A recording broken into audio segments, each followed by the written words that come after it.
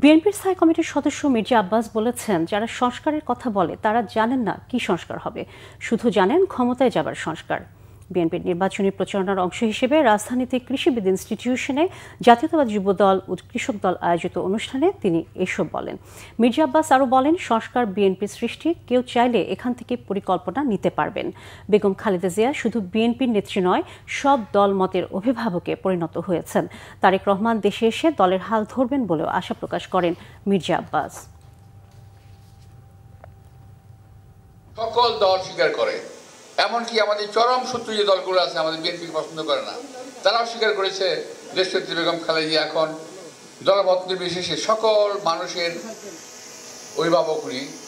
আমরা এখন আপনারা দেখেছেন নিশ্চয়ই ইতিমধ্যেই ওনাকে অনেক রকম মর্যাদা দেওয়া হয়েছে সরকারি পর্যায়ে। তো ওগুলো আমি আবার বুঝি না, আমি শুধু বুঝি এটুকুই যে আমার নেত্রী একজন তুলনাহীন একজন নেত্রী হিসেবে নিজেকে প্রমাণ করতে পেরেছেন।